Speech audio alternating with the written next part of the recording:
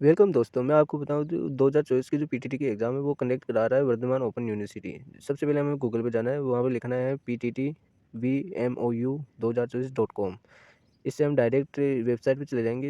ये लिखने के बाद जो पहला ऑप्शन आएगा ना, उस पर हमें क्लिक कर देना है, जो pttvmou2024.com। एंटर करने के बाद जो गूगल या फ़ोन दोनों से कर सकते हो आप, फ़ोन या लैपटॉप दोनों से फॉर्म भर सकते हैं। इसके अंदर पीटीटी के 2 एग्ज़ाम होंगे, एक 12 प्लस पास वाले जो 4 साल की बीएड, बीएससी होता है वो होगा, इस तरफ होगा। और इसके अलावा आप जो 12th पास कर रहे हो या अभी अपीयरिंग में वो फॉर्म भर सकते हैं, इसमें 4 साल का कोर्स अभी तक भी है।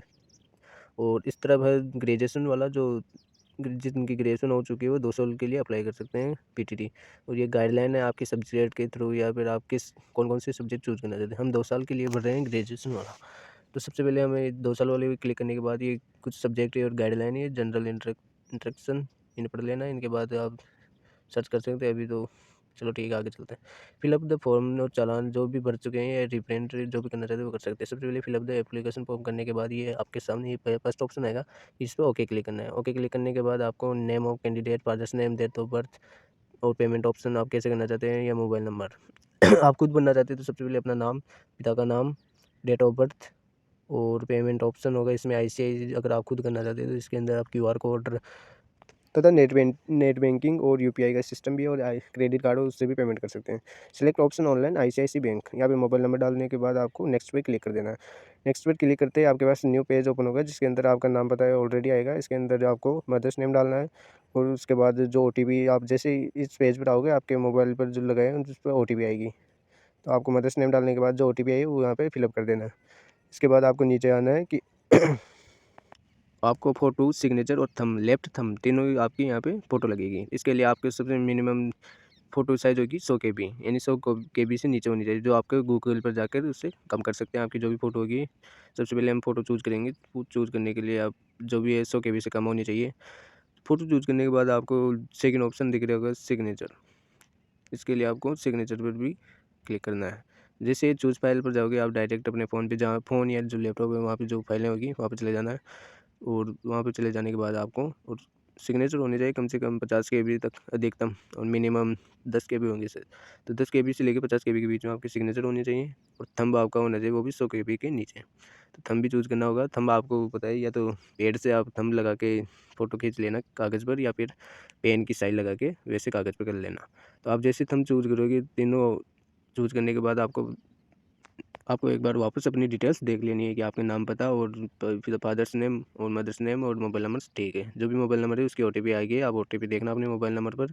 अगर आप लैपटॉप से पढ़ रहे हो तो, या फिर मोबाइल से देख रहे हो तो ओटीपी आपकी दिख जाएगी डायरेक्ट। और फ़ोटो वोटो आप चूज़ कर लिए, अधिकतम साइज़ वगैरह अगर ज़्यादा होगी तो ये चूज़ नहीं होगा।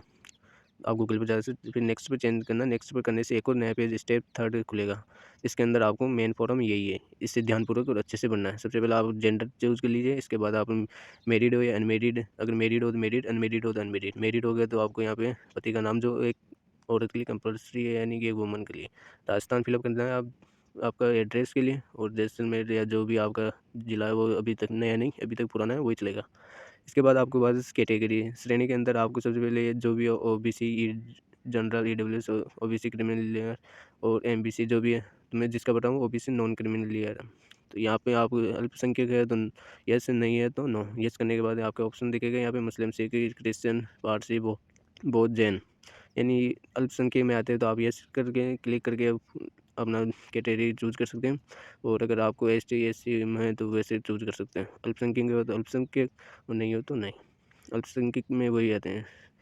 और इसके बाद आपको एसटी में हो तो एसटी का अलग सिस्टम है। एसटी के अंदर आपको सर्टिफिकेट होना चाहिए आपके पास, टाडा, माडा और शर्मा जो भी है।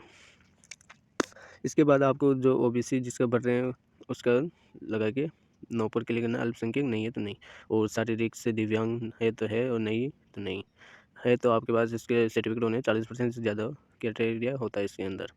इसके भरने के बाद आपको नेक्स्ट ऑप्शन, यानी नहीं है तो आप चूज़ कर सकते हैं। इसके बाद आपको परमानेंट डिटेल्स, यानी इसके अंदर आपको अपना संपूर्ण पता भरना है जो आपके आधार कार्ड के पीछे होगा, और डाकघर, आप पोस्ट ऑफिस कौन सा है, विलेज, सब कुछ भर देना। राज्य, जिला, पिन कोड जिसका भी भर रहे हैं उनका अच्छे से ध्यान करके अच्छे तरीके से बनाना। अब सबसे पहले राज्य चूज़ कर लेंगे, फिर जिला और फिर पिन कोड।